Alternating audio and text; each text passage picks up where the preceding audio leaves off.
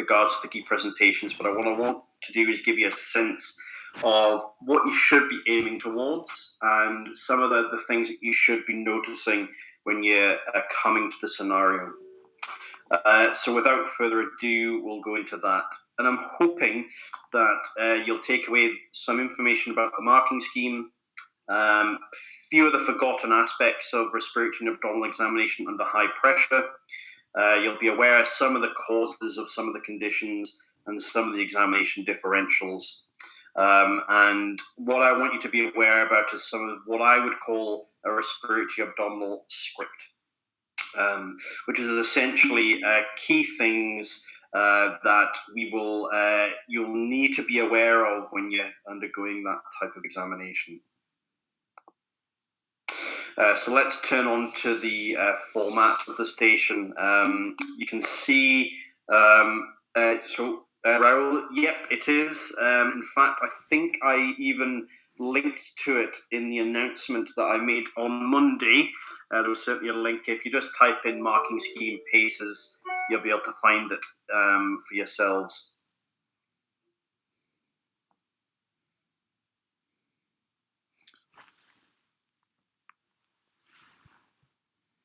So in terms of the format, good. So the format of this station, first of all, station 1, if you look at the image on the right there, not everybody starts on station 1 to start off with, but it is a 10-minute per examination. And so just to think about that, what the breakdown of that station is that there's 6 minutes per examination, and then there's 4 minutes for questions. Now, within those 6 minutes, what I think you should be doing is aiming to complete your examination within 5. And you're wanting to allow 30 seconds for additional examination points. And I'll come to that idea in a second. And what we also would like from that station is that you are gathering your thoughts. And you should allow at least 30 seconds for that, because what you're wanting to do is to present. Now, it's very much an act. You have to practice how you're presenting, but it's very important. It shows that you're slick and confident with looking at the patient, interpreting signs, coming up with a differential, and thinking a bit about how you would investigate such a patient. And the questions are often based around that idea about how to manage patients. What would be the key investigations? How would you manage from a general perspective, etc. And we'll go into a bit about that as well. So this is adapted from that website, the MRCP website, about what the actual marks are for. You'll be aware that there are at least 7 different key characteristics that they will mark on in the MRCP PACES. This station is you are being tested on at least 5 of those 7. So the first one is physical examination. And they're wanting to see that it's correct, it's fluent, there's a professional technique for palpation, percussion, and auscultation. They're wanting you to be able to identify key physical signs, and particularly that you're not finding signs that aren't there. One of the big things that you will lose marks and sometimes fail a station is if you have done the station and you present something that isn't there. So always be truthful about what you do and don't see, and what you can and can't feel. So it's very important to do that. They want you to be able to construct a sensible differential. And by this, they mean that you should come up with a couple of causes. And this tends to be when you're not quite sure of the diagnosis. You might have a couple of signs, but you haven't quite got there in terms of the actual cause. Clinical judgment. So this is where the questions come in. You will be presenting a sensible management plan, and it's usually something that you would present if possible. If they have to drag it out of you, then it makes for a not a great station. And then, of course, and in pretty much every single station, you've got to be able to maintain patient welfare. And that means treating them respectfully, sensitively, and ensuring that they're comfortable throughout the examination and that their dignity and safety is taken on board. And that's an important point. When we're stressed, and our heart's beating and we've got 1,000 things going on in our mind, one of the most commonest things that you're going to forget is to help dress the patient or to cover the patient up when you're presenting. And that's something that's important. The patient will be able to give a mark and they discuss you after you've gone in the time allotted to do that. So that's really important to keep that in your practice when you're presenting to your colleagues or going on the wards and doing it yourself. So let's talk a little bit about the general approach to PACES examinations. So as I said before, preparation should really start 3 to 6 months before the exam. And the reason for that is that you need to be able to have a slick, fluent examination where you're not having to think about it. It comes right off the bat. Regardless of how stressful you are, it's almost like it's almost automatic. That's what you want them to get to. But you're also wanting to have someone critique your technique. You want to have your presentation skills critiqued, all the time. The more that you do of it, the better you get at presenting. Gives you time to have senior colleagues examine you and critique you and provide hints and tips. But the other aspect of this examination is observation.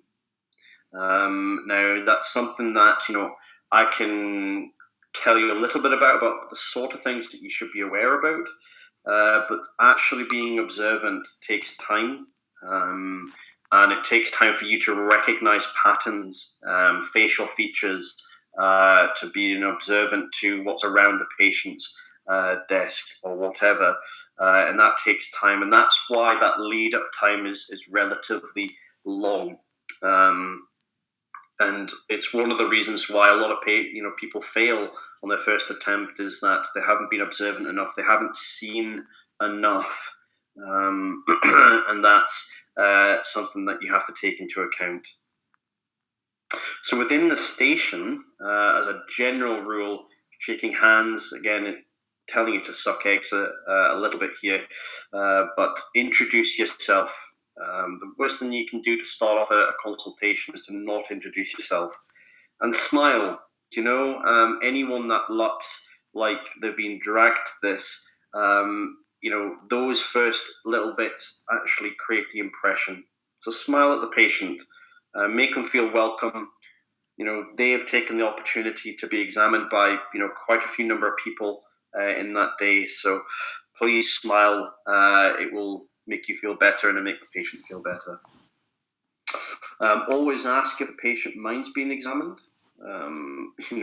It's unlikely that they're going to say no in the circumstances. They're often doing it of their own volition to come here, and they often reoccur. They have a database of people who have signs and symptoms and things, so they often reoccur in terms of that. So it's not that they're going to refuse you. You want to appropriately undress the patient with their permission. This is again the first sign before you even start to examine a patient. If you haven't appropriately undressed them, one, you're not going to be able to see some of the signs. You're not going to see the scars. You're not going to be able to see all the observational things that you will need to do to come up with an idea about what the diagnosis might be. And one of the key things, and this is why I've made it in bold, you need to get into the habit of observing. Once you've introduced yourself, you've said to examine them, you've appropriately undressed them, you want to take a step back. You want to take at least 20 to 30 seconds, really looking around the patient. Is there a cupboard or something hidden behind the bed? Can you get them to sit up, have a look around their back, look at their breathing pattern? What can you see on their face?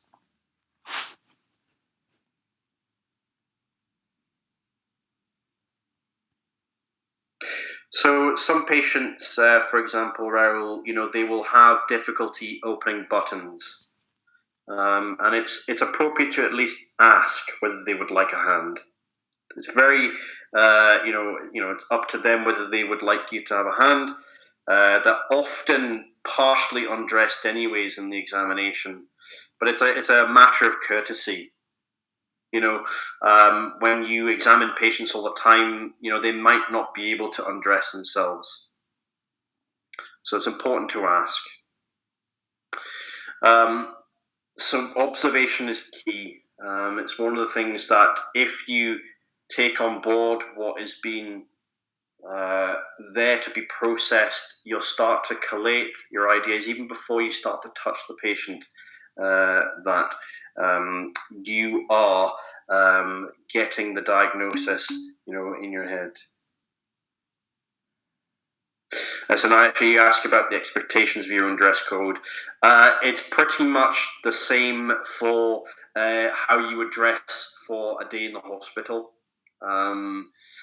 That's you need to be smart. You need to be, well dressed. Your hair isn't at the place. Jewelry isn't there. You need to make sure that you've got your stethoscope, etc. Smart shoes. The way that I dress was just how I would dress for a day in the hospital. There is, I believe, some advice on that on the MRCP website. I might be wrong there, but as I said, smart is how you should go. In most areas in life, the smarter you're dressed, it's better to be overdressed than to come in casual gear. Remember that you're simulating a patient experience. So how you would dress towards examining patients yourself is the way to go. We talked a little bit about looking at beside the bedside, looking at their feet.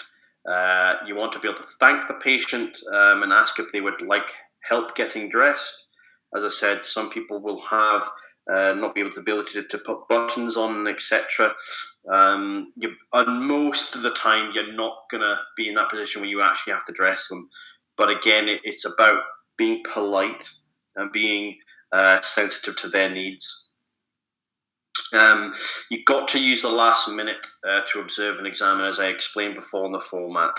You need to start having the thinking processes going before you open your mouth to present.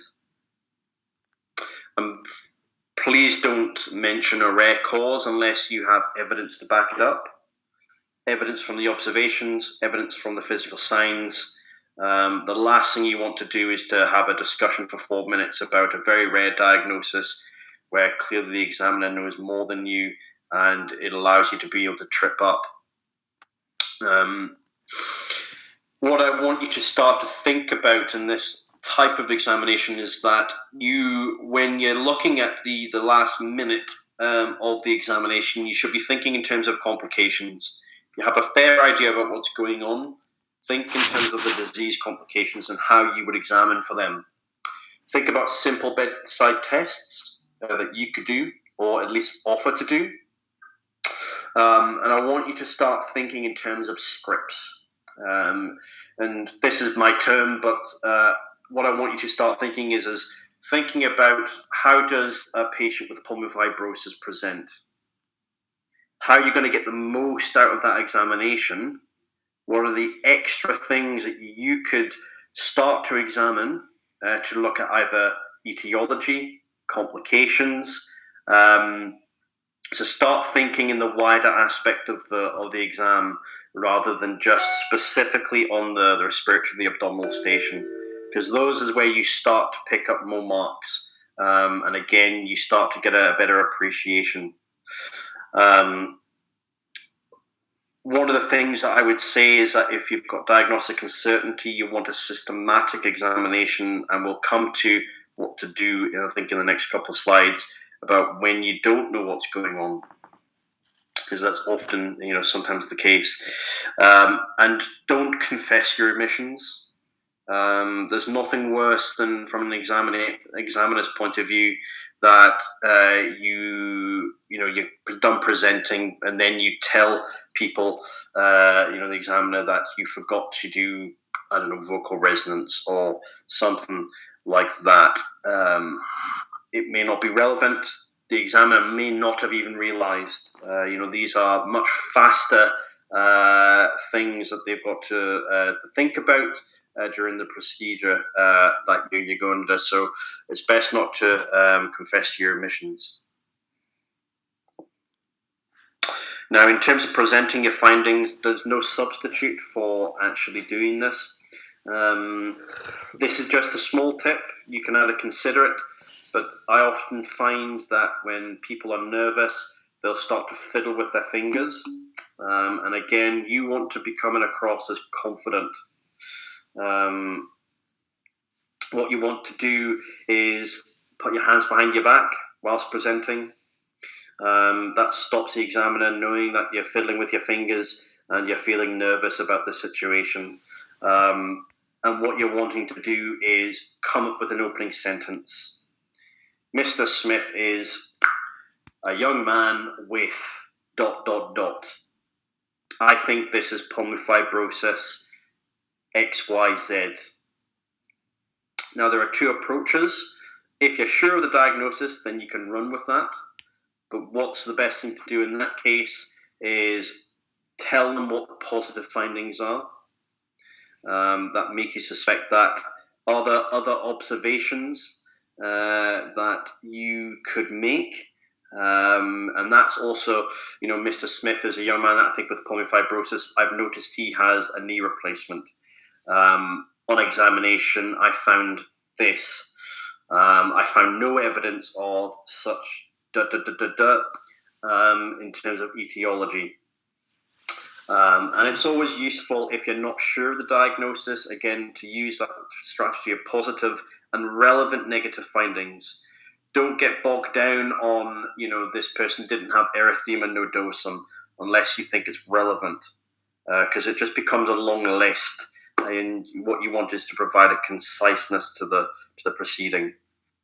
And then if you don't know the diagnosis, if you found, say, hepatomegaly, then you want to give the commonest causes.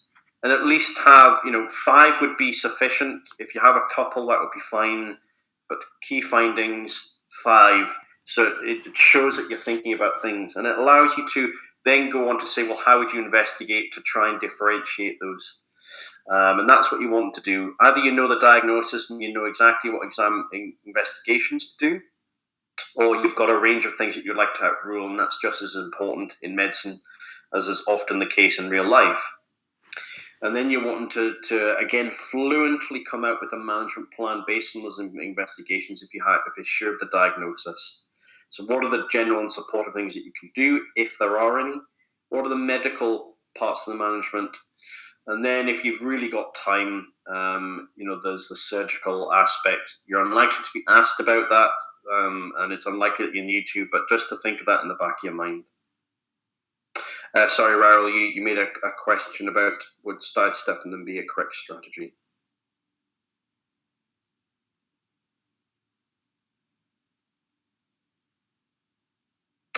You wouldn't necessarily get credit for things that you admit. You're more likely to get credit for whether you can come up with a sensible investigation, sensible management plan for that patient based on what you have been able to find and what you've summed up, whether that's a diagnosis or a differential. You've only got 4 minutes for questioning, and that includes the presentation. So you've got to be incredibly concise. It goes very, very quickly. So getting through to the admissions, I just wouldn't do it. It's better to look confident and slick and miss a couple of things. They may not be relevant. If they are relevant, but of course you're going to lose marks. But if you haven't examined it, you're not going to know whether you've missed a sign or not. So let's go on to the respiratory side of things. In terms of examination, as I said, I really think, at your stage that you should have a working knowledge of how to do a respiratory examination. So I'm not going to try and recreate an exact account of how you should examine a respiratory patient. There are videos out there that will be able to explain that. There's textbooks. There's MRCP guided textbooks that are very useful for that as well. But what I want to draw your attention to is things that are missed. So again, we talked about this before, but don't forget to look around the patient. Look for inhalers, sputum ports. If they've they've got something on their back that would be relevant. Look around, because you'll gain a lot of information doing that.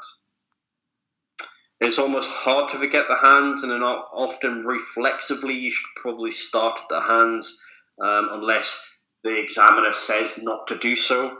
And if the examiner is pushing you along, it's probably because he is aware that you know what you're doing, and two, there's nothing to be found in the hands, and that's not the brunt of where you're going to get the most of the marks. So sometimes that will happen.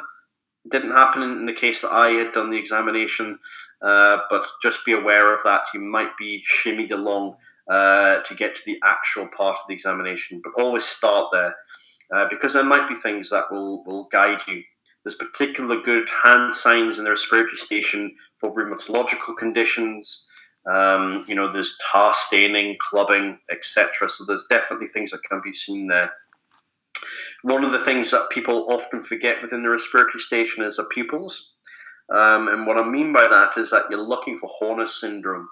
If the patient is cahectic, unless you actually specifically look at their pupils to see if they're constricted, to see if they've got a ptosis, you're not going to actually pick it up. And it's that, unknown. If you don't know what you don't know, you're never going to get it. The other thing that is often relevant in people you're examining is looking at their legs. You might actually be able to see that both legs are incredibly swollen without having to touch them. And that's something to be thinking about at the end of your examination, is there any edema? What's their JVP? You want to check for CO2 retention, or at least tell the examiner, I would like to examine for a flap. And the examiner would then say it's okay to make sure that you're getting through the examination. But if you don't, then you'll miss it. And again, it gives us information based upon as we're going up. And this is the iterative process that you should be doing. You look at the hands, you look at the breathing pattern. You should be looking at what's coming next in the sort of line of the exam. But you should also start to be thinking about what have you picked up so far and what does that mean. This is just a stylistic point, but I often check the pulse and observe the breathing pattern for 15 seconds, or at least tell the examiner I'm checking for the respiratory rate. In normality, I would normally just check the pulse and actually check the respiratory rate. Lots of people, if you look at the chest to see what the respiratory rate is, they will change how they're breathing. It's a stylistic point. It's not something that you have to do yourself. And one of the things that I think is key is always examine both anteriorly and posteriorly. We'll come on to why. Can anyone tell me why that might be important? Why is it in every single textbook that you've ever looked on examinations that we examine anteriorly and posteriorly?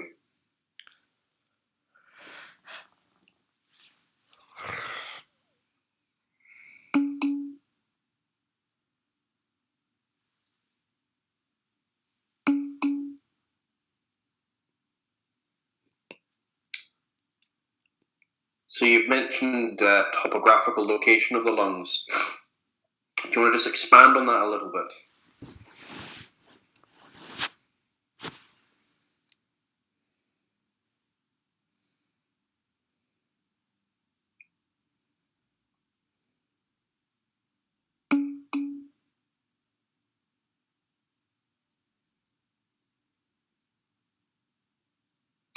Okay.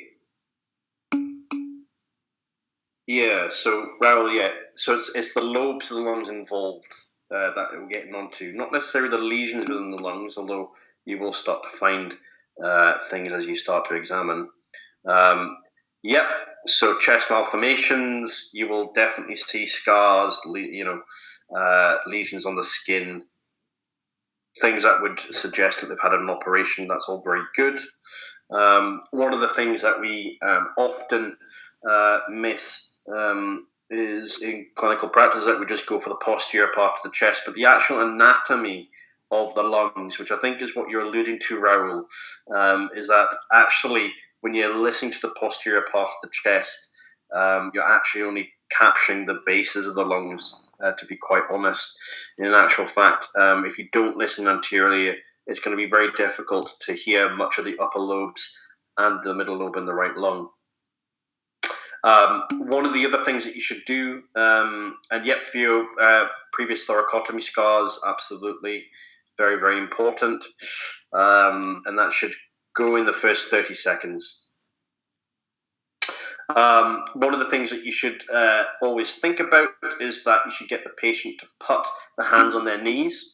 And what this often does is exposes the scapula so that you can hear more of the actual bases itself.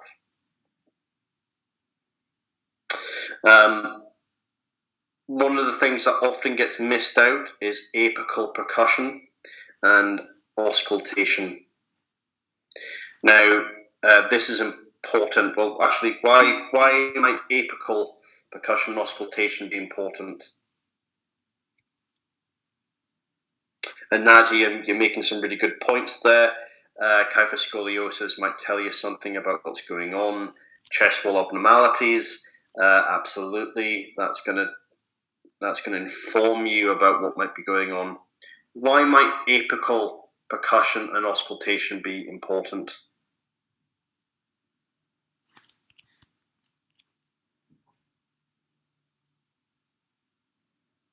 Again, why is it in every examination textbook?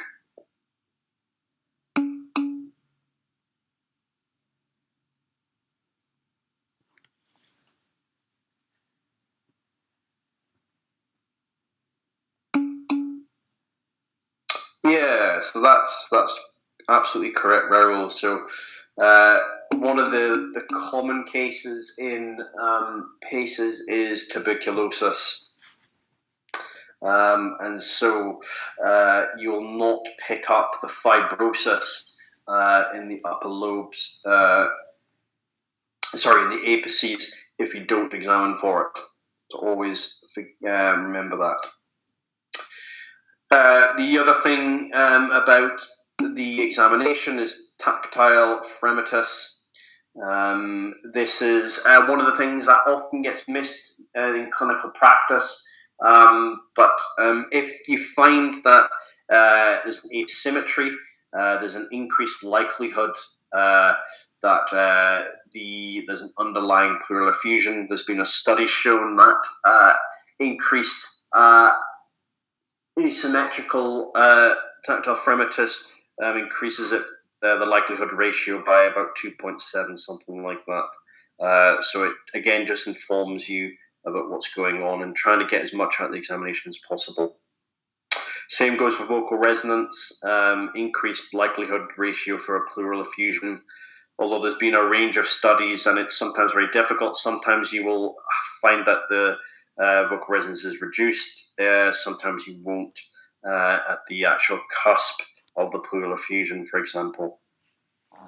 One of the other things that, again, I find when I'm observing candidates is that they've never even heard of something called the cough test, and it's a generic term. It's something that I come up with. But when patients have crackles in their chest, We'll talk a bit about that in the next slide, I think. But what we want to do is to be able to discern about whether the crackles and crepitations that we're hearing are fixed or they are discerned and clear on coughing. It's an important part, and again, something that is very quick to do when you're examining the patient, and it again provides with more information. The other thing that you can do very slickly when you're auscultating the back is to check for sacral edema. Always say to the examiner, I'd like to check for sacral edema. And again, it just provides a slickness if you're doing it when there's an opportunity to do it. And again, if there's edema, that informs you about what should be doing.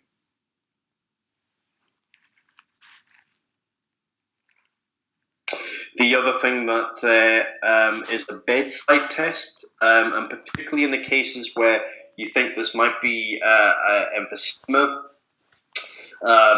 this is a very good test, and you could either do it, or you could just say to the examiner, I'd like to check for forced expiratory time. And what this is if it's what you get them to do is you get them to breathe in and breathe out. And you put your stethoscope on their trachea and you listen for breath sounds as they're breathing out, and you time it.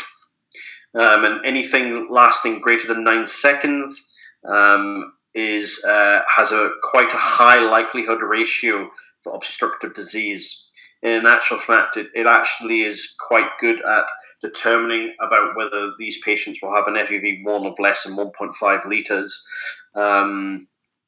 There was a study done to look at this. So again, a simple bedside test that you might want to either ask the examiner to do, or if you've got time at the end to do whilst you've got the opportunity to do it. So I wanted to just show you in terms of the auscultation a little bit the anatomy. So you've got here obviously the upper and lower lobes to the left and back. You've got some of the upper lobes, a very small part in the middle of the lower lobes there. And in actual fact, if you look on the lateral view, a lot of the lower lobe is actually posteriorly. So again, it's just to get to the point that these patients need to be examined from both anterior to posterior. So what I'm going to do now is just go through very common scenarios. And again, I'm wanting breadth and more superficially rather than detailed knowledge. I could be talking to you for 4 or 5 hours about this stuff, which I don't have the time to do. And there's really what I want you to do is to start to jog in your mind about some of the more important things to be looking out for. So what I've done here is I've listed them there. You can see them on the screen there, the common ones that will keep coming time and time again. You've also got some rarer cases that you should be aware about and at least have a working knowledge of actually thinking about them. And it allows you that moment that if you're not particularly sure, to give a really good scenario, even in the cases that are rarer.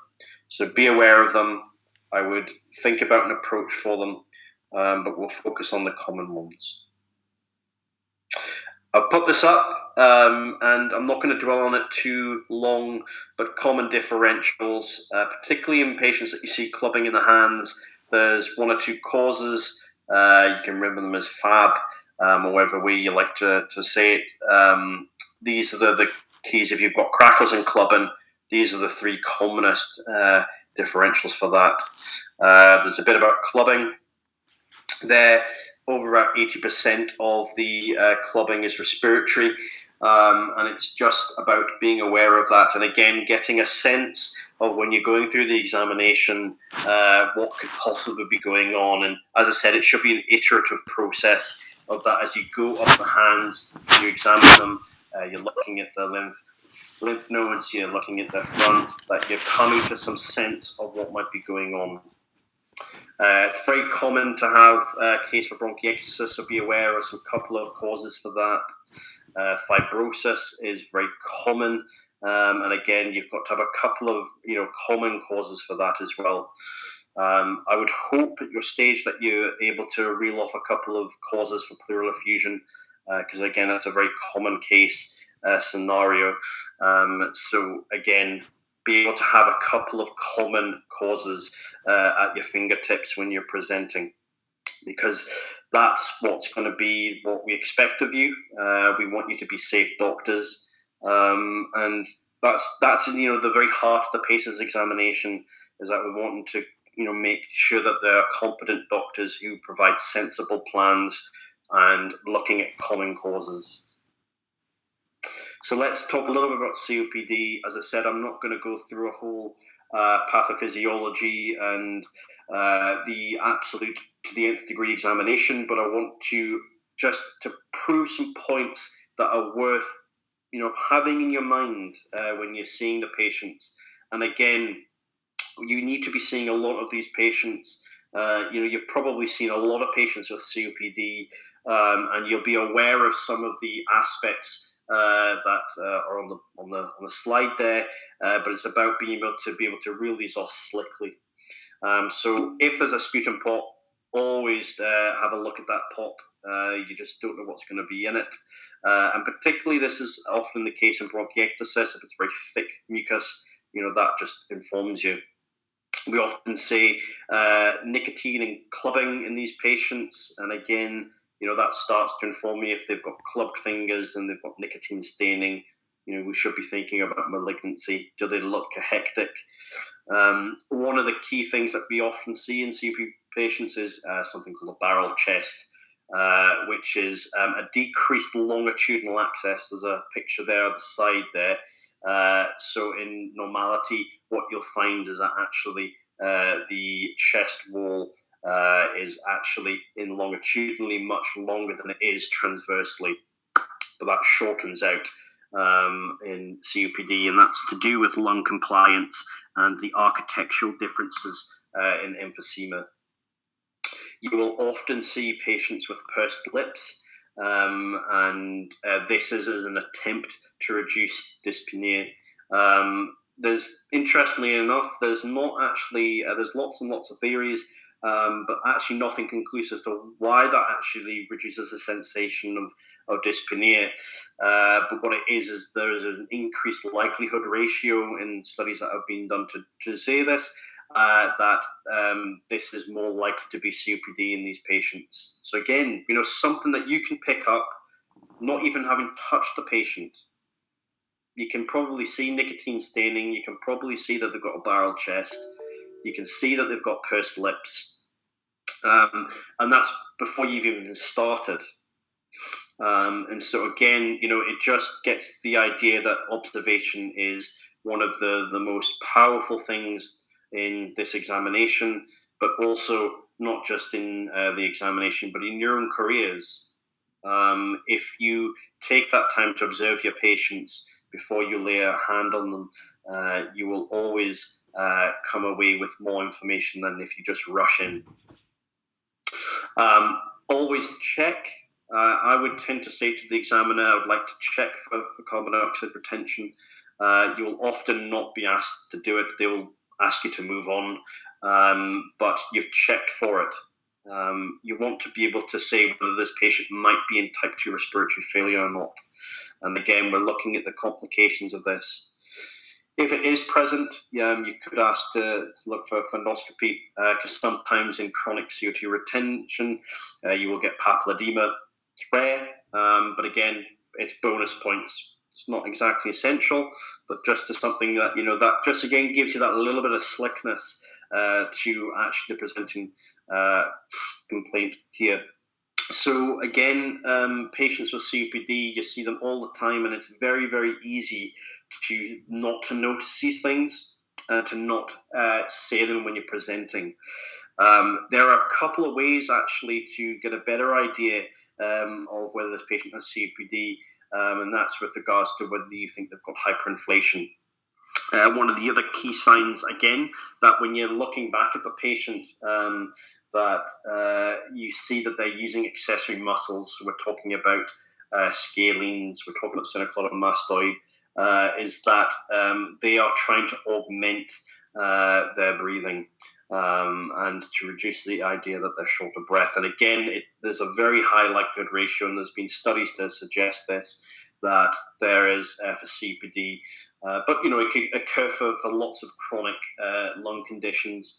But again, it just adds that iterative process of the evidence that builds up throughout the examination that you have in your head.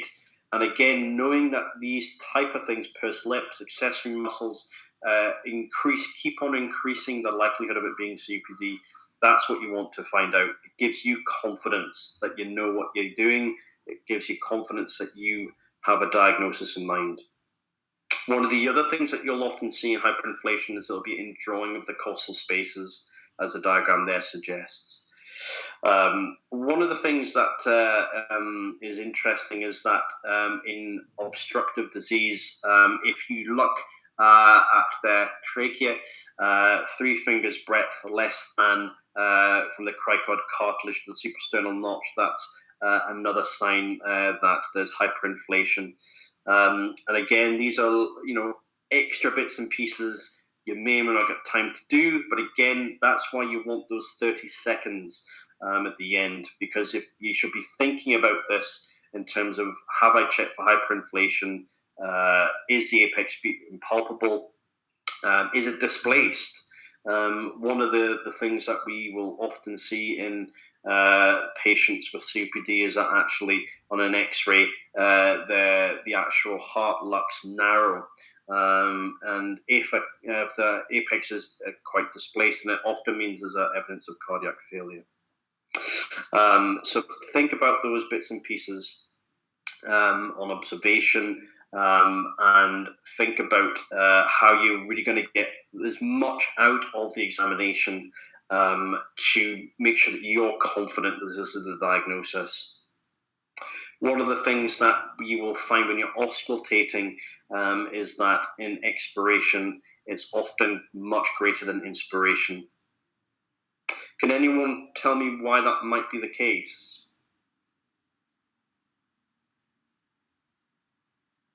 Why might expiration be much greater in length?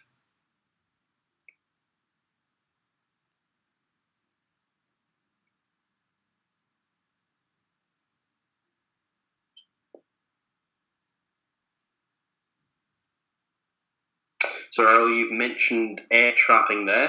Do you want to just expand a little bit on that? Think about what the pathophysiology of COPD.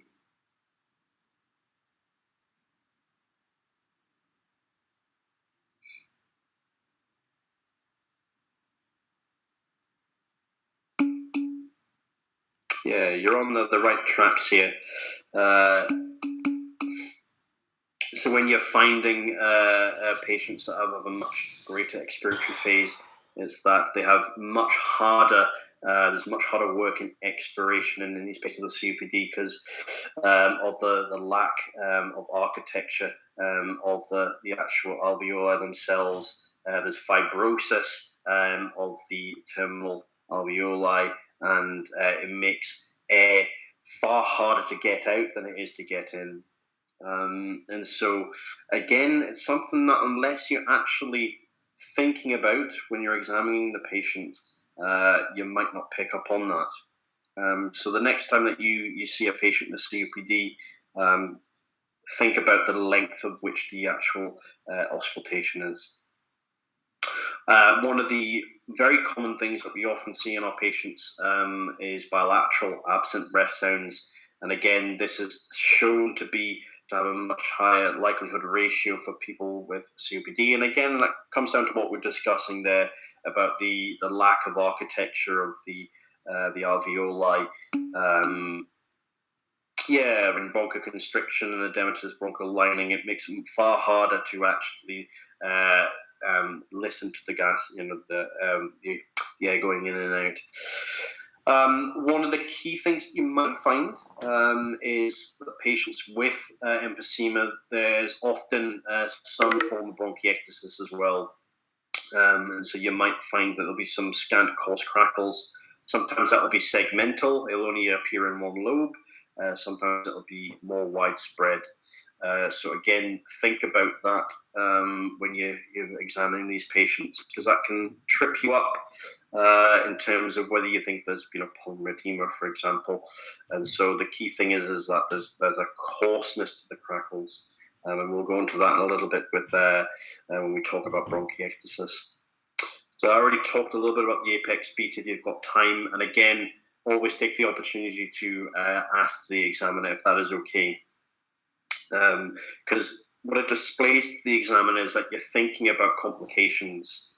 You're wanting to look at the JVP and to have a look at ankle edema. But again, ask the examiner because, again, when you're examining these patients, as I've explained in the previous slides, it shows thoughtfulness that you're looking at beyond just the clear examination that you've got in front of you.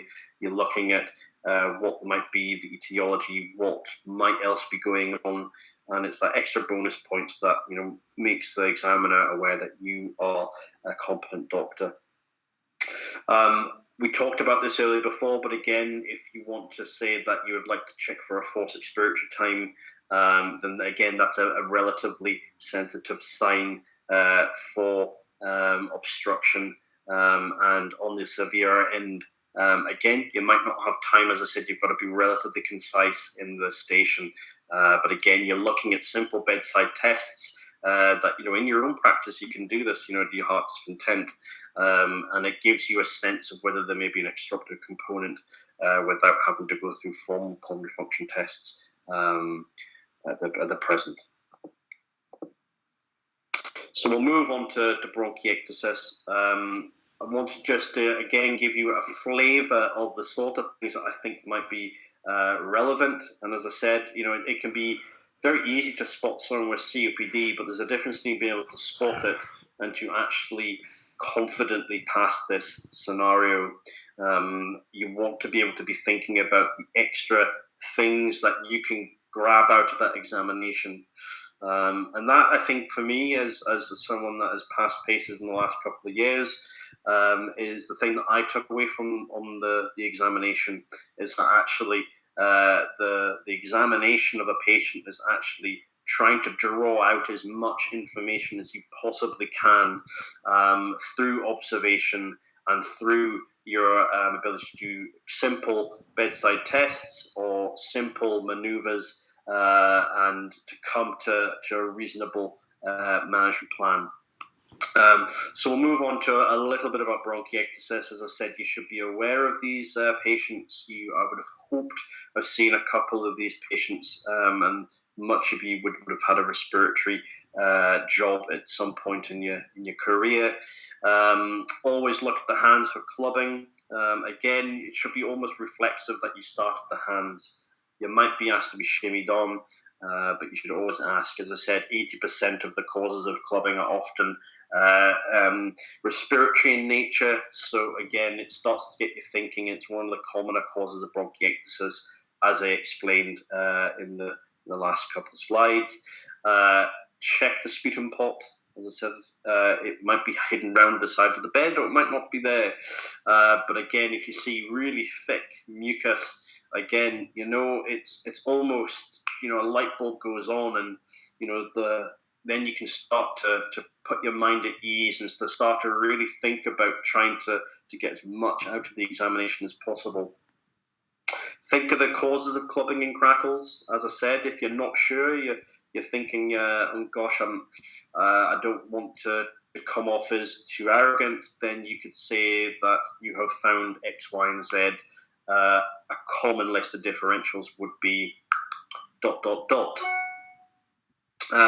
One of the key things that you will often find in patients with bronchiectasis is that they will have early inspiratory coarse crackles. So again, we talked about this before, but the crackles should you should be starting to think about the actual, what's the quality like? Is it more like Velcro?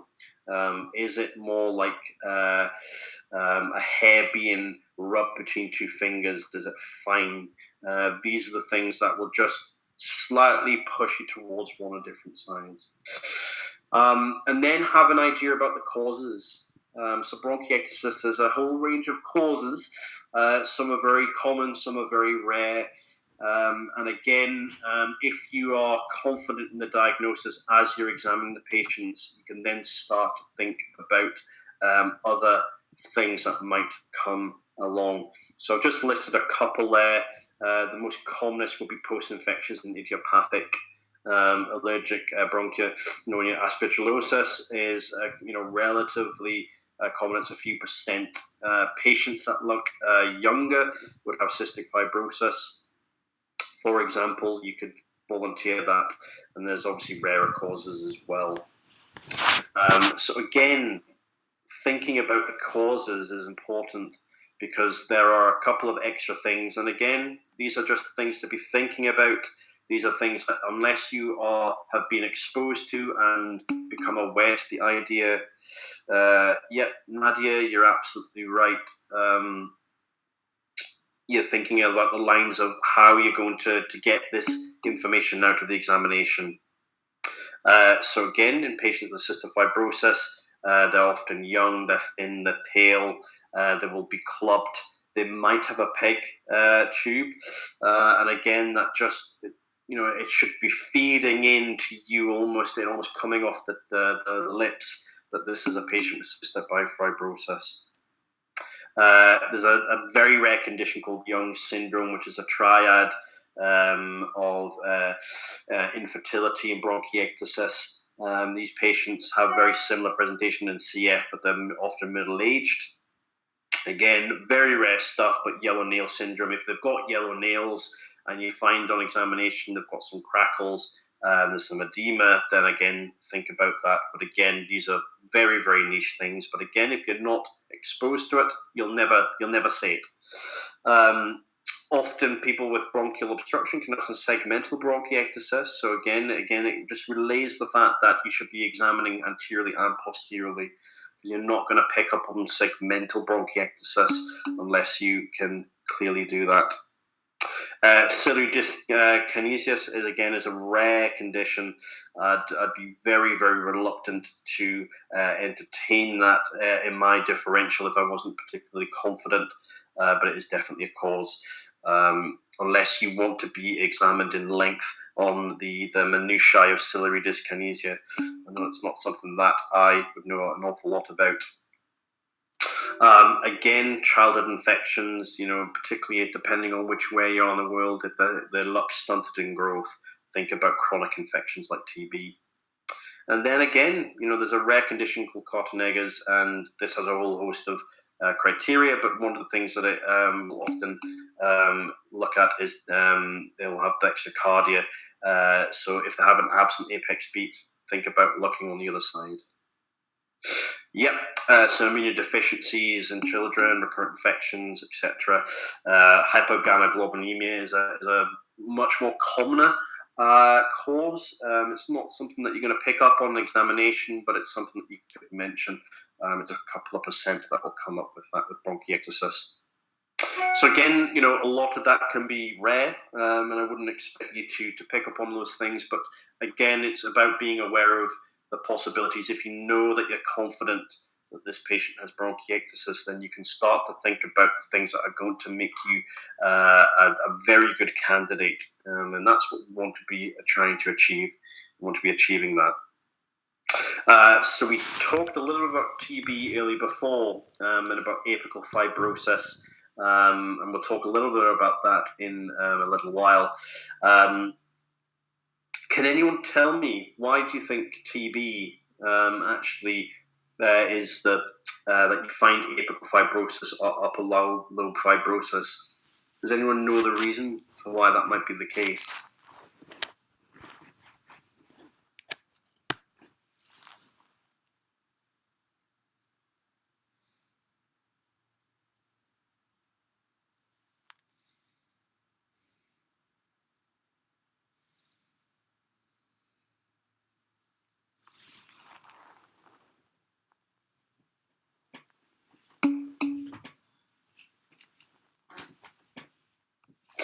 Yep, it certainly can be the primary side of infection, but why do you think the infection is there?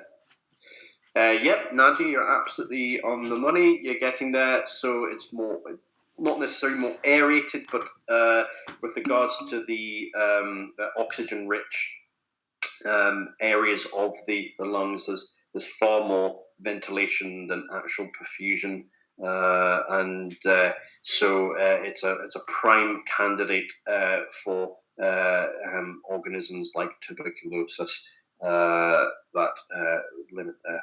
So again, when I was talking about apical signs, you might not see an awful lot of signs in patients with TB.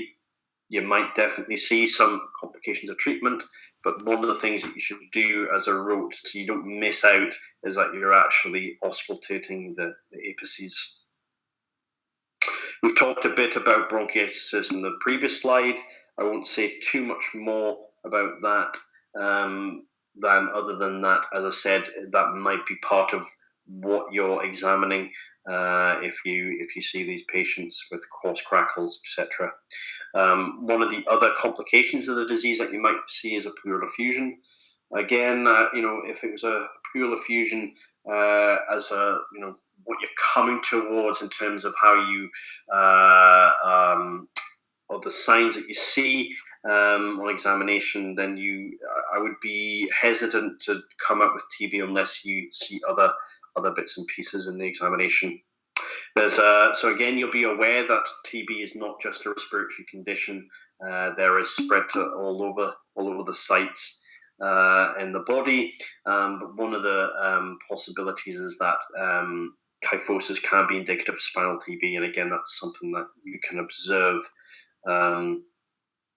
So there's going to be patients that have been exposed to TB, either been treated, partially treated, or had certain surgical procedures. So this is what they still want you to be aware about. So thoracoplasty, we talked a little bit about that earlier on, about looking at the back of their chest to look for scars. They've often had ribs resected to try and reduce intrathoracic volume. So always be on the mindful of that. In fact, it almost comes out, when you look at the back of the chest, it's pretty obvious that patients have had ribs resected. One of the things you might not be aware of, and again, just looking at the supraclavicular fossa, is that you'll get some patients have had phrenic nerve crush, and what that was is to reduce the chance of spread.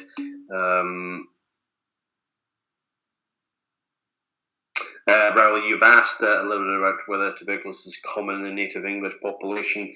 And it's never been, in recent times, it's not something that we see every day. There are certain areas of the country that will have a much higher proportion of patients with tuberculosis. And there are definitely high-risk groups. Patients that are alcoholics, for example, will often have increased risk of tuberculosis. And in actual fact, there used to be a specific postcode where I used to practice that had indeed a very high prevalence of TB, and it's a worldwide condition, of course. And as you quite correctly say, Southeast Asia is a common place, and it's changing. Not just in terms of how we're treating them, but there's the advent of TB that is resistant to some of the drugs that we're talking about. So think in terms of complications of diseases when you're seeing these patients, because again, you're probably going to be unfamiliar. You're not going to see too many patients in your career if you practice in the UK with signs of complications of treatment. You actually may, wherever you practice, see a lot more than I do. Does anyone want to just to tell me whether they've seen much of tuberculosis and whether they've seen any of these complications?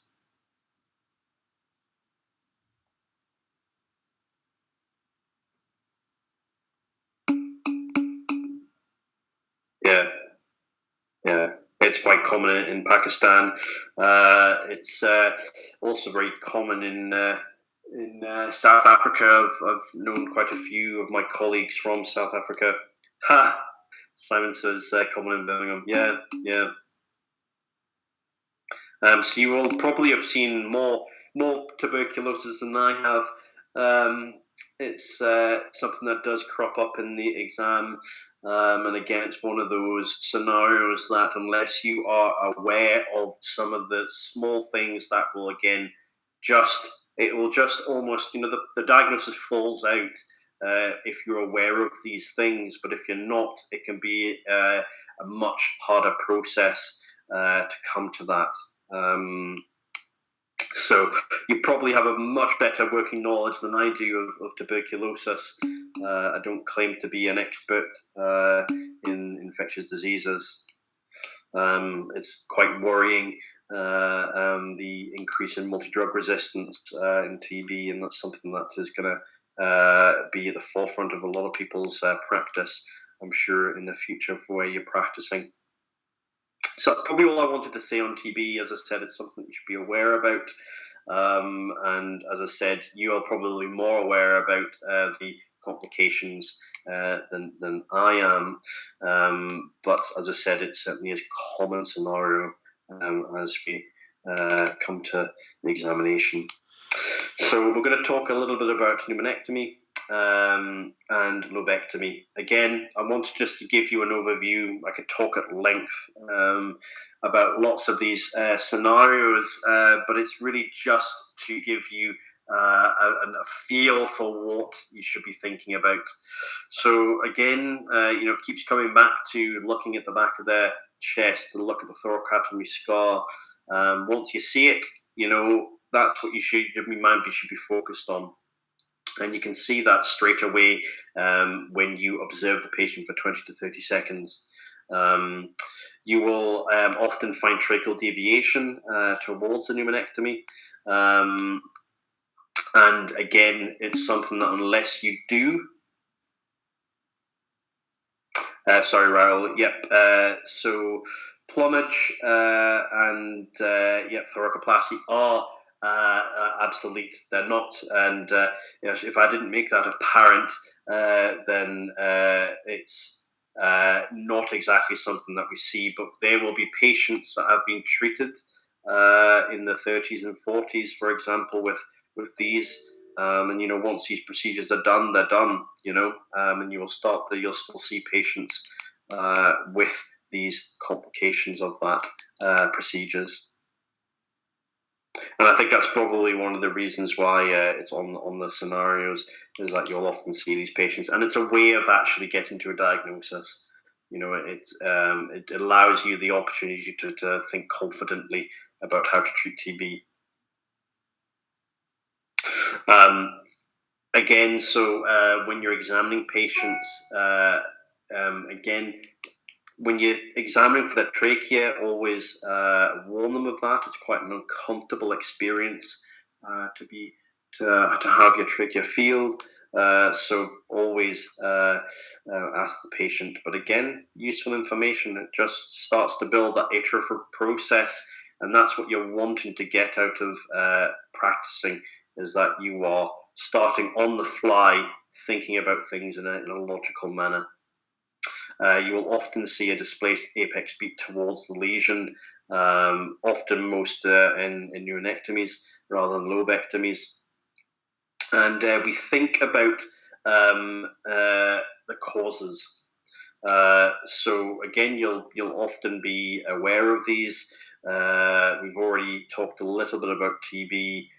You'll find a supraclavicular scar sometimes in upper lobe lobectomies, for example, and always think about lung carcinoma. Some patients, depending upon their FEV1, and obviously the CT scans will be a candidate for lobectomies, for example. So again, the clubbing, the nicotine, the radiation burns, or the radiation tattoos, all just should be flourishing in your mind about what could be going on. So in a pneumonectomy, what happens is there's often filled with fluid, there's often reduced air entry, and there may be some transmitted sounds in upper pneumonectomies from the trachea. What you'll tend to find in a lobectomy is that there's compensatory hyperinflation. Sometimes that's quite subtle, and it can be sometimes difficult in practice to actually discern the two. And then you might often see an open lung biopsy scar. It's often a very small incision point round about where the thoracotomy scar usually is. So again, just think about that. Should be start to think about what the causes are, and what you're really wanting to get to is a potential of a diagnosis for these patients that you see in the common scenario. So even if you have a couple like malignancy, if they've had segmental bronchiectasis, for example, or CF, for example. So that's all I wanted just to touch on in a pneumonectomy. You might not be able to see this, but there's an example of a thoracotomy scar. And again, it can be subtle, and if you don't look around the back, then you will often miss this. One of the other common scenarios that might present is superior vena cava obstruction. I know of colleagues that have had this in their examination, and again, I just want to give you some of the key things that will enable you to be mindful that this could be a possibility. In actual fact, it pretty much comes out as soon as you see the patient. They often have some facial edema. There's some plethora about them. They often have superficial vein distension, which you can see in the picture there. They will sometimes have an elevated JVP. And then there's something called Pemberton's sign. Can anyone tell me or explain to me what Pemberton's sign is?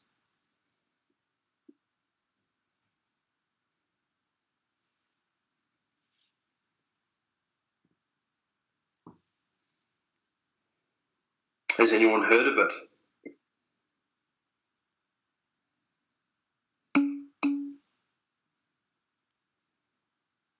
Yeah, you're absolutely right, Raoul. So raising the arms above the head leads to engorgement. Again, it's not something that you would probably be asked to do in an examination. That's obviously a possibility of causing discomfort, but you could at least say to the examiner that that is something that you could possibly do to increase the likelihood that you've got the right scenario and you're thinking about that. Here are a couple of common causes. Again, you're going to have to, you've got the superficial vein distension, you've come up with the idea that this is superior vena cava obstruction, but it's not exactly a diagnosis. And so you can offer some common causes for that. And again, it makes the examiner know that you're thinking in terms of etiology, which, as I said, if I can't reiterate this enough, you should be going beyond the diagnosis when it comes to the examination. You want to be able to look at the etiology, the complications of the disease. Are there any, for example, there's lots of conditions that have drugs involved in their care, and there might be tell signs for that. So that's probably as much as I want to say on superior vena cava obstruction. Lung cancer is a common scenario, and again, I'm just going to highlight some of the key things. I would hope that you've seen enough patients in your practice with lung cancer, and the NICE guidelines on lung cancer is a NICE guideline on the investigations and treatment. As I said, there'll be a similar sort of guideline for where you practice, I'm sure. But what, again, I want to do is to give you some thoughts to plant the seeds that you should be thinking about this, because it might just, come at you that you've got someone who's cahectic, but you might not be able to pick up some of the things that will make you a very good candidate. And so we think in terms of evidence of treatment. So there's a picture there of a mediastinoscopy scar, and that is part of the diagnostic process. When it comes to that, sometimes you can get video-assisted thoracotomy scope scars, and you can see here they've done a couple of keyholes there, incision points, that where they can start to look for a diagnosis and a biopsy, or if there's something not clear. So think about that again. Simple things, but unless you've been aware of it, you're not going to be able to pick up on it. There's an example of a radiation tattoo. Again, if you've been on an oncology ward, you'll have seen enough patients with radiation tattoos, and it's something that you should say to the examiner if you pick it up. And that goes back to what we mentioned about presentation, in that pick up on things, not just be beyond what's being asked of you in terms of the respiratory station. If there are other things, please do say that. They want you to be observant, because it's often a little tell to what might be going on. There might be pneumonectomy scars, as we discussed earlier before.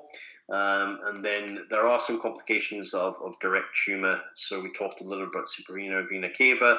We already talked a little bit about Horner's syndrome. So again, one of the things that is very simple to get a feel for is if you're looking at the eyes, if there's a small amount of ptosis, which might be subtle, that's something that you should start to be picking up on.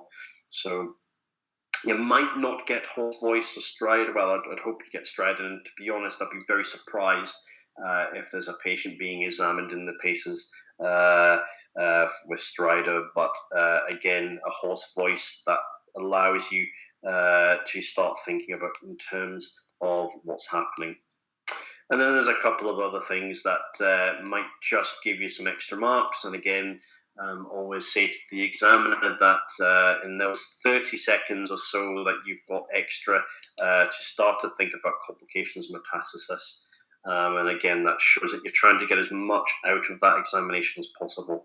So they might be jaundiced, they might have some focal neurology, and you might be able to, for example, look for pronator drift, for example. They might have intrinsic muscle wasting, and that's related to obviously a pancreas tumor.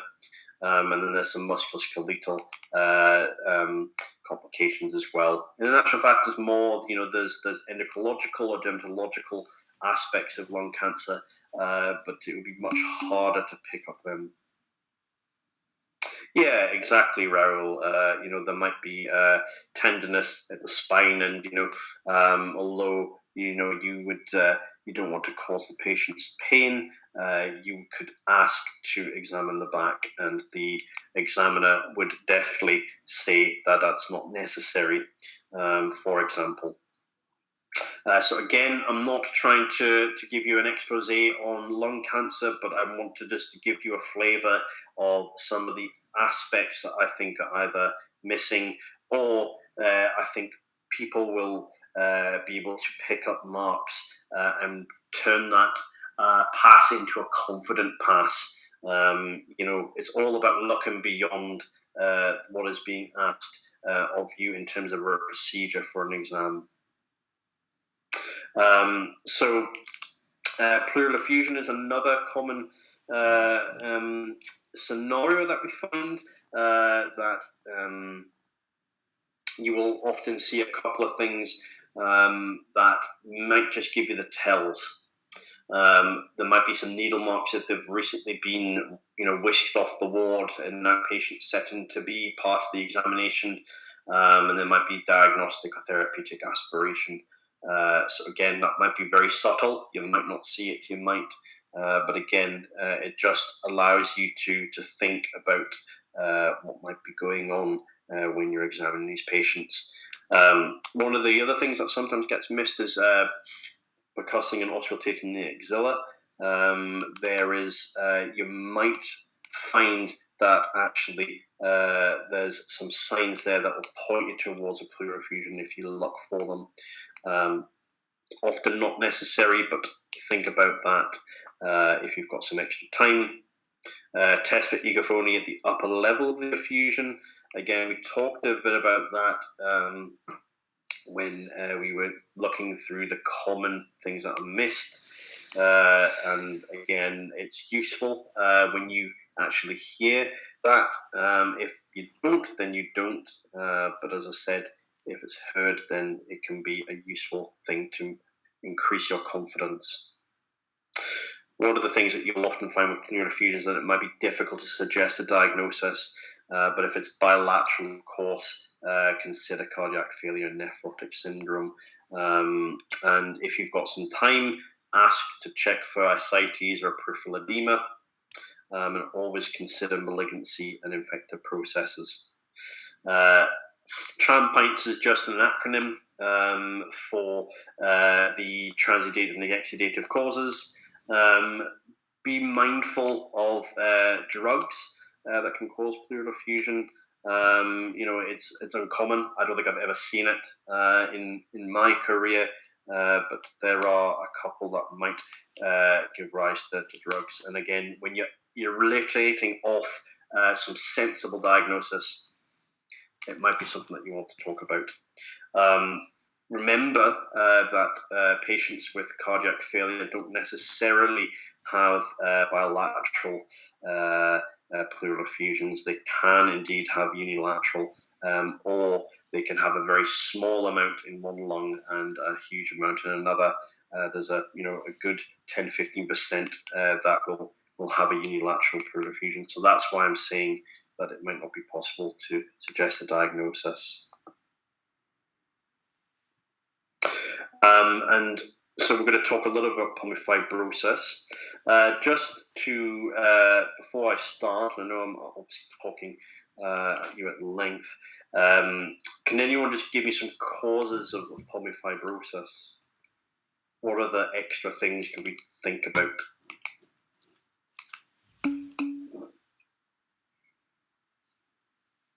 Yep, so drugs is definitely one of them. Can you name any?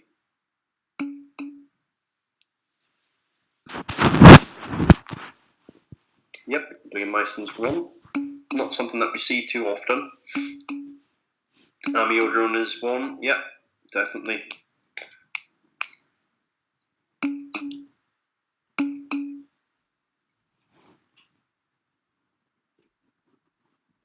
Certainly some forms of infection. So if you have cryptogenic pulmonary fibrosis, for example, or so now actually you've said sarcoidosis, absolutely. That's something to think about.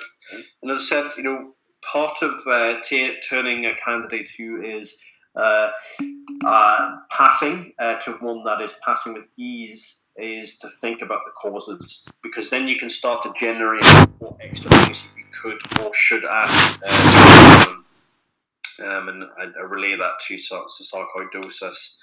So they're definitely occupational lung diseases, absolutely. Always think about rheumatological conditions. It's a very common set of conditions that will give rise to pulmonary fibrosis. Can anyone name me any rheumatological conditions that might give rise to pulmonary fibrosis?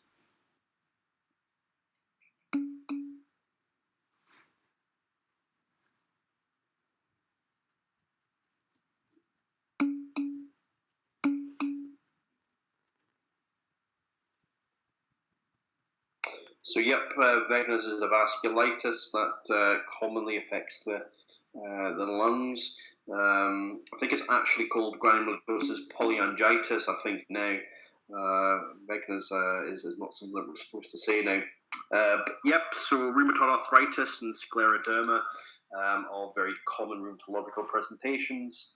And there are definite things that you can start to think about right from the off when you examining these patients. So we mentioned a little bit about crepitations with regards to pulmonary fibrosis. and these are often fine basal crackles that are late in inspiration. And it's not something that you might be able to do in the exam, but characteristically they become much quieter or disappear when the patient leans forward. I'm not entirely sure of the mechanism of that. It's something that I might look up myself and post, but it's a known characteristic. We talked a little bit about the cough test, and the reason why that's important is that when a patient coughs, they are fixed, so it's fixed crackles rather than, say, for example, in pulmonary edema, which they will either lessen or they will be resolved. Remember, in patients that you have crackles, think about the causes of those with clubbing as well. We talked a little bit about that previously. And watch out for apical fibrosis. If there's something that I think I should draw your attention to is check the apices. Can anyone give me any causes of apical fibrosis?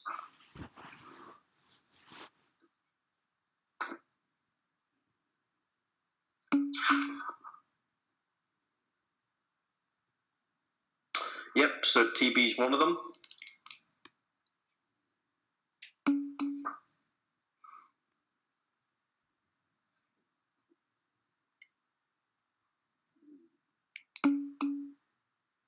Yep, so silicosis is another.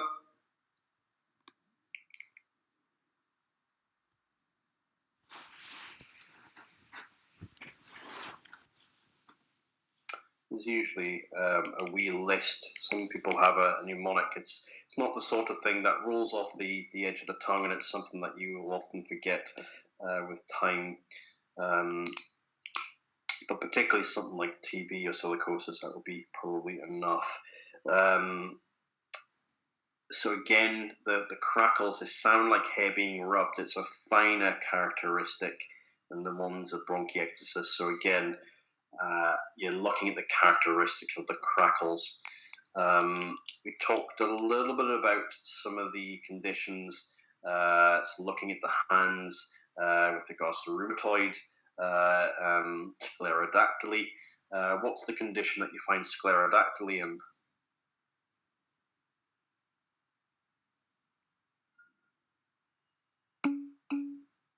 Yep, absolutely.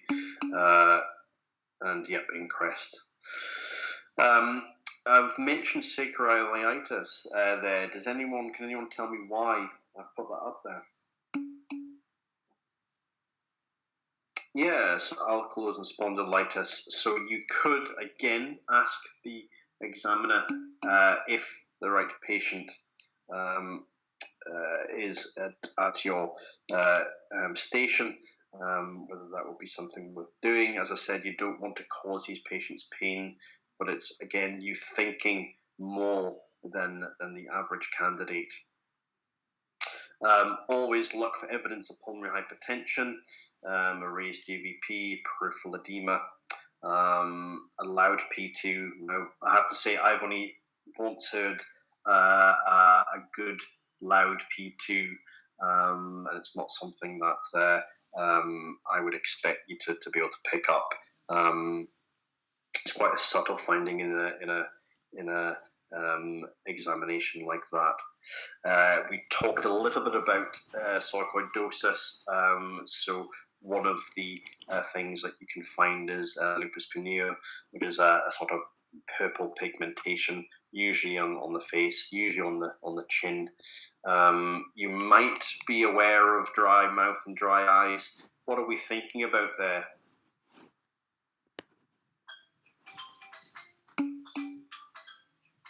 Yeah, so Sjogren's can sometimes give rise to pulmonary fibrosis, so that's important to be aware about.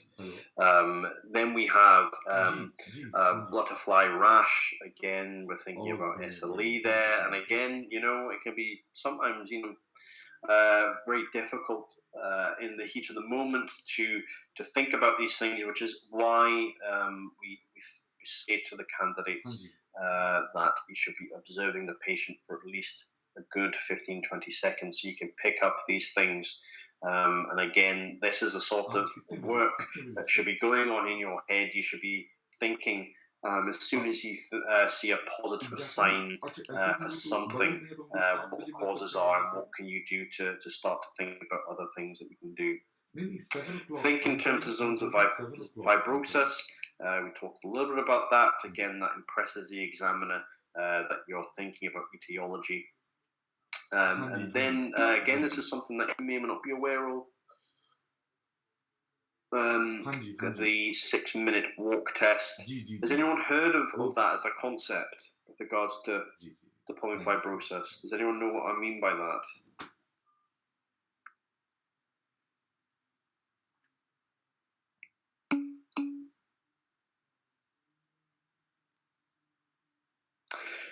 So, I mean, it's certainly a test of exercise capacity, but within relation to pulmonary fibrosis specifically.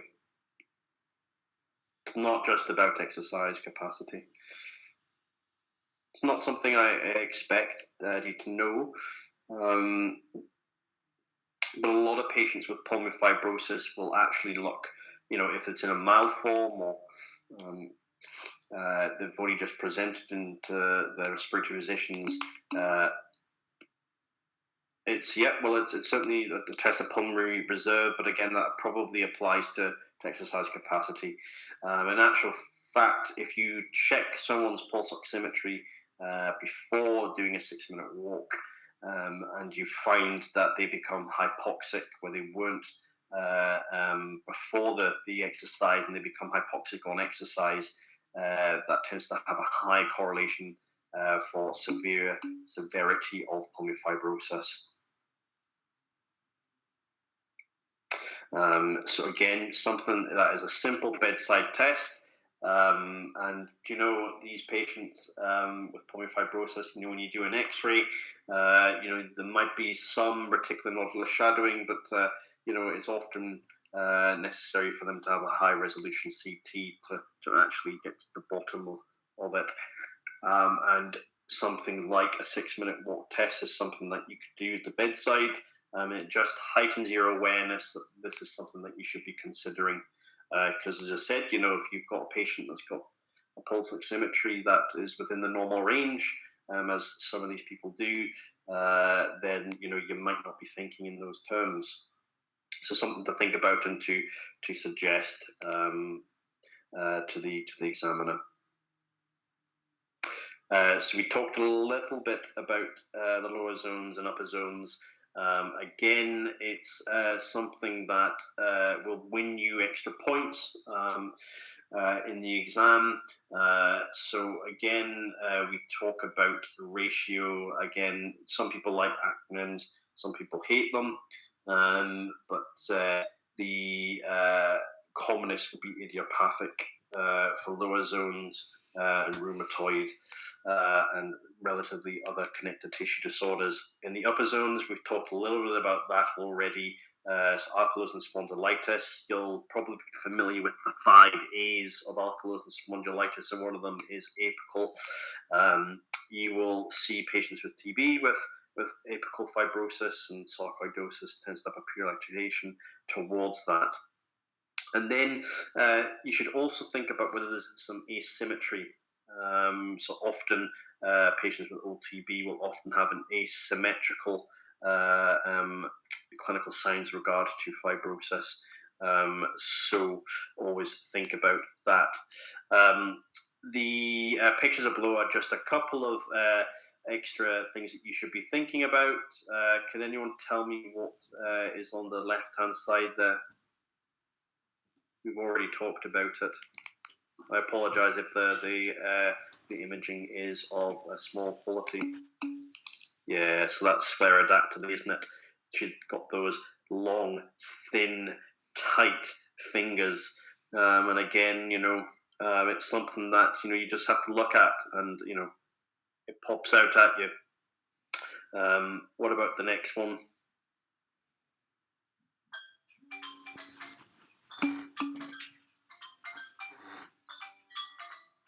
Again, I appreciate that it might not be different. Yeah, so that's rheumatoid, isn't it?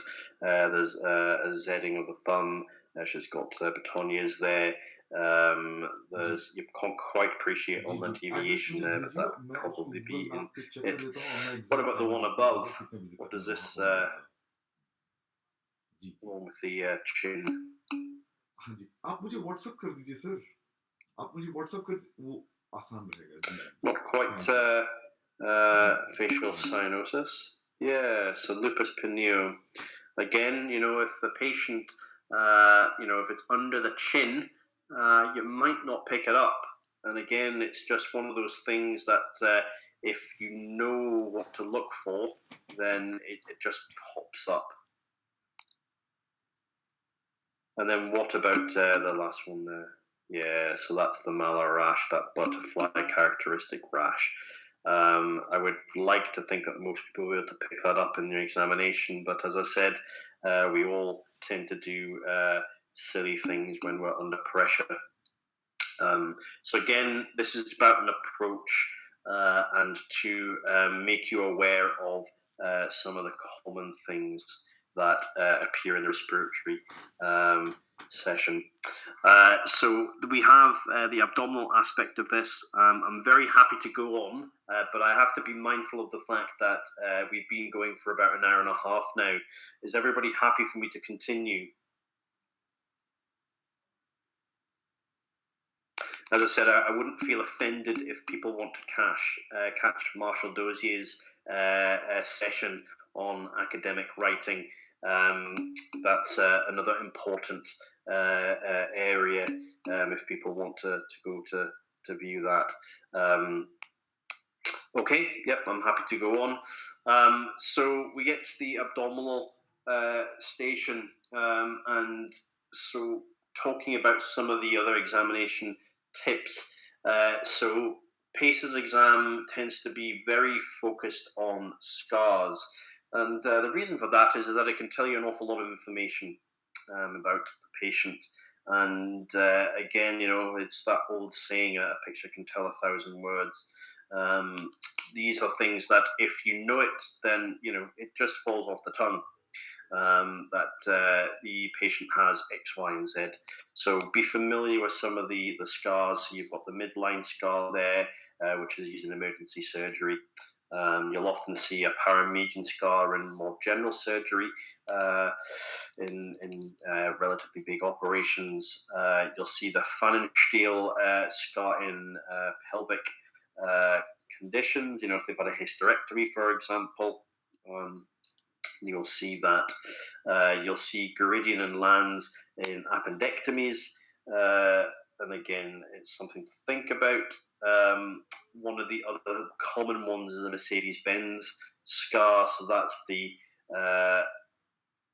one up on the upper deck there.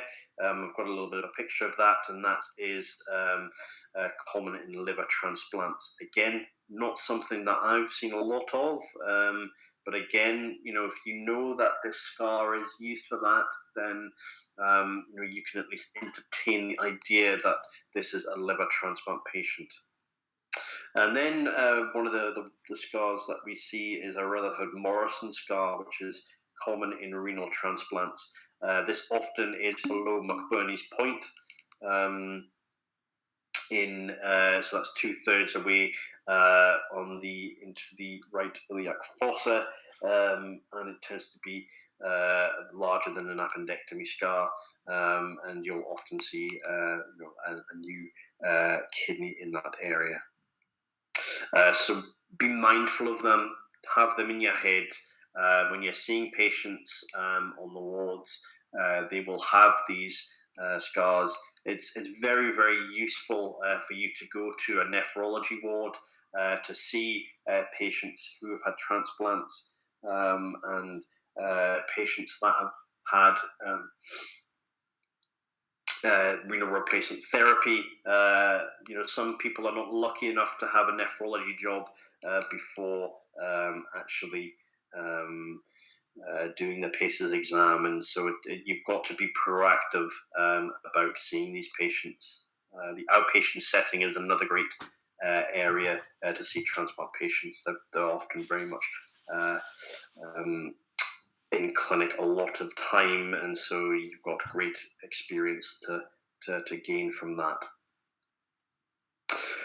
So again, I'm not going to go over the X, Y, and Z of how to do an abdominal examination. I would like to think that you have a relatively good structure, and there are textbooks specific for MRCP that will be able to focus your structure of examination. But what I want to do is to point out a couple of things that might just get you some extra marks, and to start to think about how to get the most out of this part.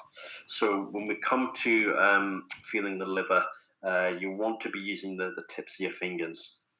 You want to be paying attention when the patient breathes in an inspiration. Can anyone tell me why we would pay attention in inspiration?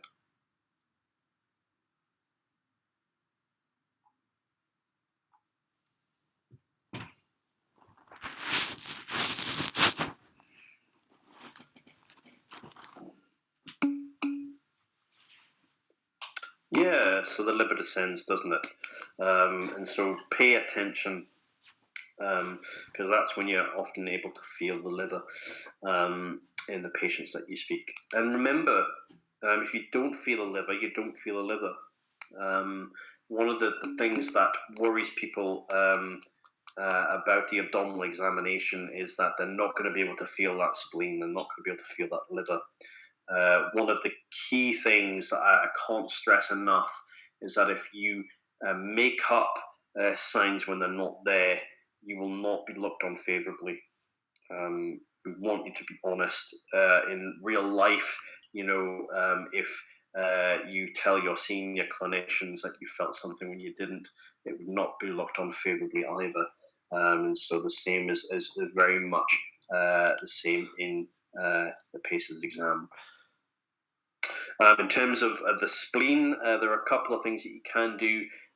If it's not felt in the supine position, it's probably most likely to be mild. You might have picked up some key aspects of splenomegaly that might be related to splenomegaly before actually examining and getting down to the palpation of the abdomen. But be mindful of that. In terms of obviously techniques to try and feel for a mild spleen, obviously the spleen is a mobile organ, and actually can be quite laterally placed. And so one of the techniques is to try and position the patient in the right lateral position, often even just a third of the way towards the right-hand side. And one of the sort of slicker ways to do this is actually when you're asking to examine for shifting dullness, you can do it there. So yep, you've got Castell's method. I'm actually not aware of Nixon's method. Raoul, do you want to just explain to the rest of the class what Castell's method is and Nixon's method?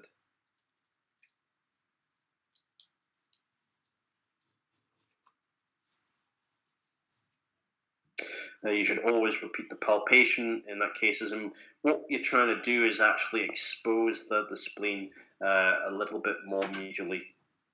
And then there's another technique that you can do, which is percussion in Traub space, which is from the 6th rib in the midclavicular line to the mid-axillary line, just between the sort of 9th and 12th ribs. If you percuss there, normally that's where the stomach will sit, and so relatively resonant. And if it is dull, then there is a likelihood of there being a mild splenomegaly. And there was a study done in terms of this that it made it, there was about 69% specific and 72% sensitive for that. So again, something to think about if you're struggling to feel the spleen.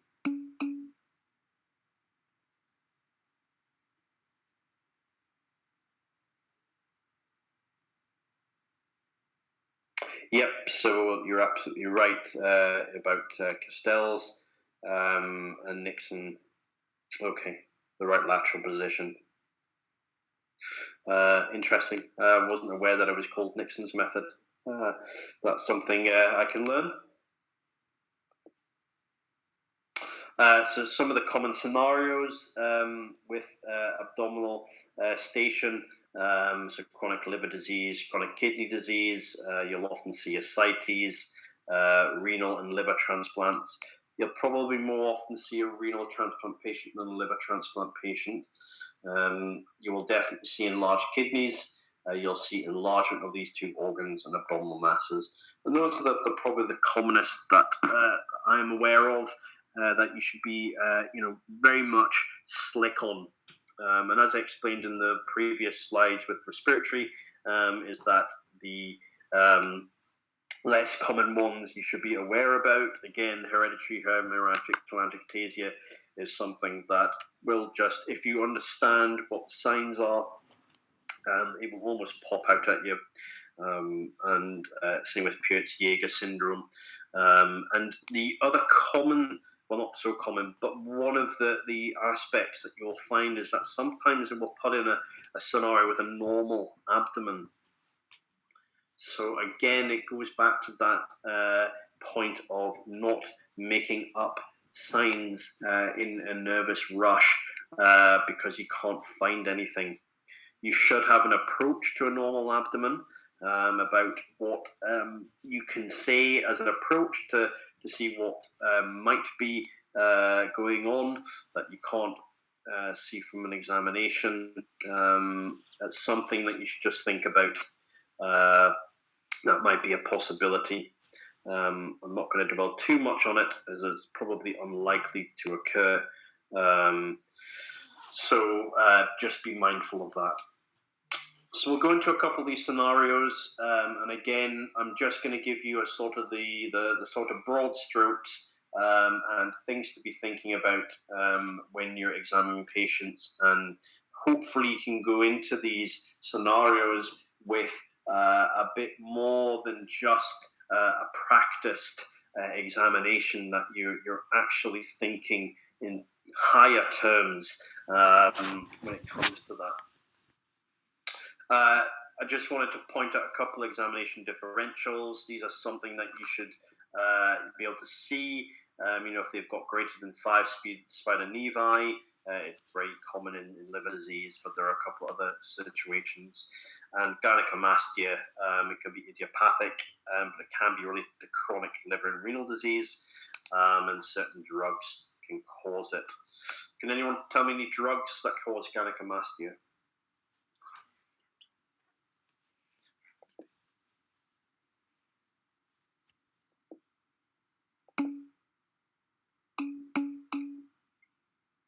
Yep, spironolactone, absolutely. Cimetidine, yep. And digoxin, yep. It's probably enough to be getting on with, but just something to be thinking about. Often patients with chronic liver disease will be on spironolactone at very high doses, sometimes 300 to 400 milligrams, and so again, something to be thinking about. Some of the other abdominal examination tips is that don't forget about ankle edema. Again, it's the same in the respiratory station. We're thinking about complications here when we're looking at the patient. Asteristics is another thing that, again, we wouldn't expect you to do, but again, telling the examiner you would, again, just shows that you are thinking about the wider aspects of the case.